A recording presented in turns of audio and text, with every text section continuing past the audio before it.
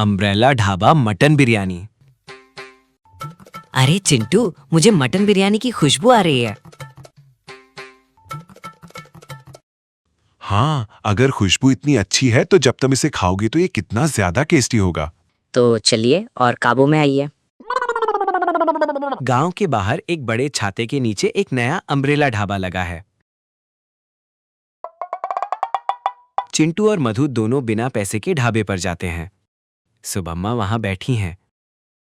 क्या आपके चेहरे को देखकर ऐसा लग रहा है कि आपने 3 दिन से कुछ नहीं खाया है?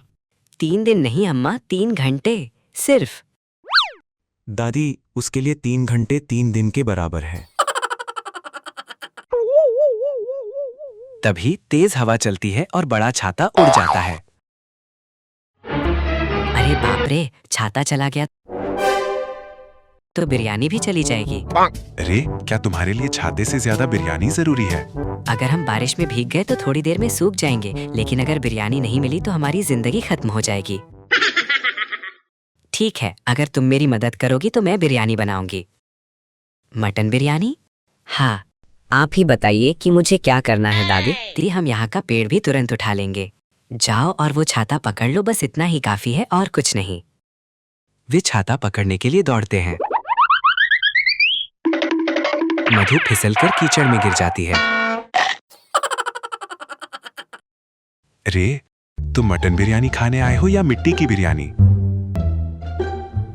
अरे पहले मुझे जगाओ, मेरे शरीर की सारी हड्डियां और मसल्स कांप रही हैं।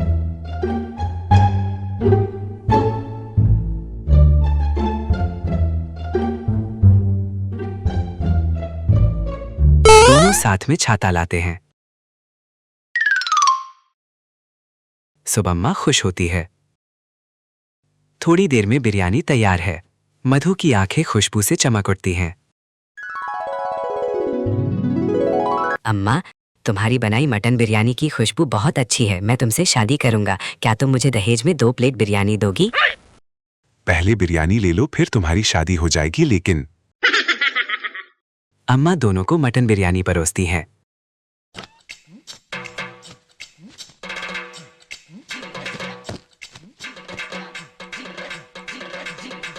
मधु तुरंत खाना शुरू कर देती है।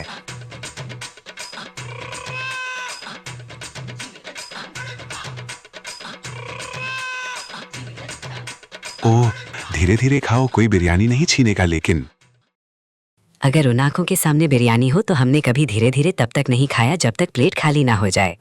तो जब मधु गबा गबा खा रही होती है तो मैदान बदल जाता है।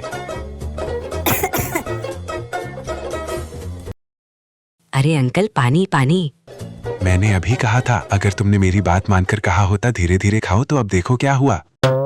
लो बाबू, थोड़ा पानी लो।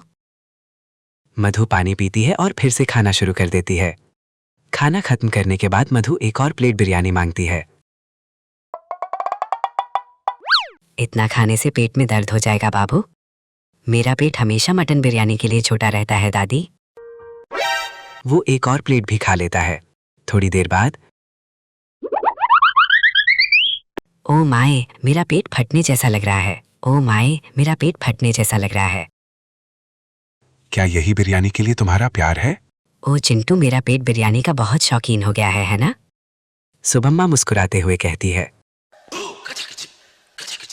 हमारे शरीर को जितनी जरूरत हो उतना ही खाना अच्छा है। तभी बारिश होती है। वे तीनों छाते के नीचे बैठते हैं। अम्मा, इस ढाबे का नाम अम्ब्रेला ढाबा क्यों है? मैंने इस ढाबे का नाम अम्ब्रेला ढाबा इसीलिए रखा ताकि बारिश में आने वालों को छाया और भूखे आने वालों को खाना मिल सके। लेकिन अब से मैं भी यहीं रहूंगी।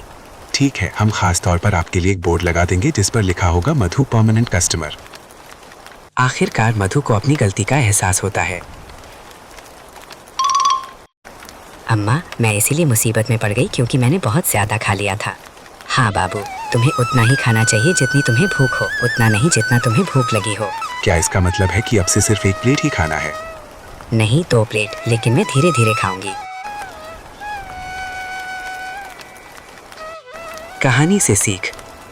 भूख मिटाना अच्छी बात है, लेकिन अगर तुम्हारी इच्छा बहुत ज्यादा हो तो खुशी पाना मुश्किल हो जाता है। सच्ची खुशी तभी मिलती है जब किसी भी काम की सीमा हो।